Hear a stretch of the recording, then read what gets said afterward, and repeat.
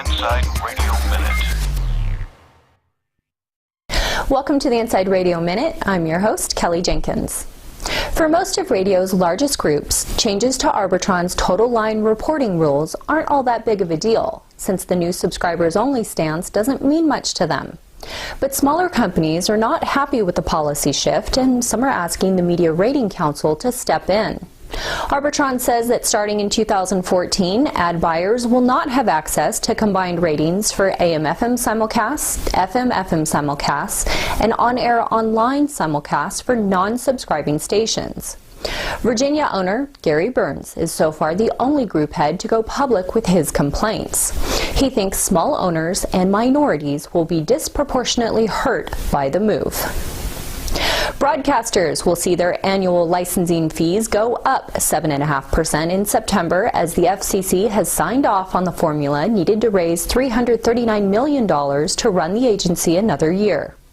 But the FCC suggests broadcasters should brace for even larger increases in 2014. Starting next year, the FCC will also require all payments to be made electronically.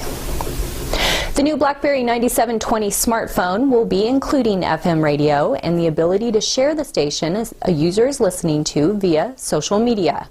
That's the good news for broadcasters.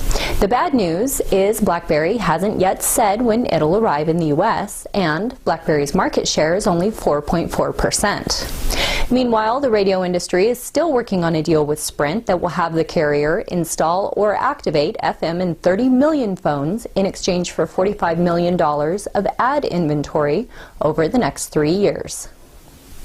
The two-year experiment in the Philadelphia market did not produce a profit for Merlin Media. The company's sale of Newstalk IQ 106.9 has now been filed with the FCC, and it shows buyer Educational Media Foundation will pay $20.25 million for the Class B signal.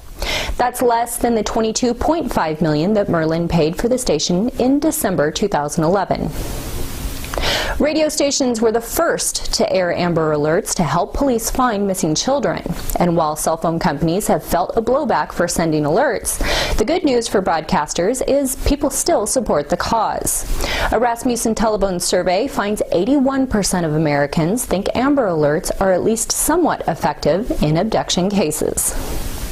And that's today's Radio Minute. Find more news and updates throughout the day at InsideRadio.com and on the new Inside Radio mobile app.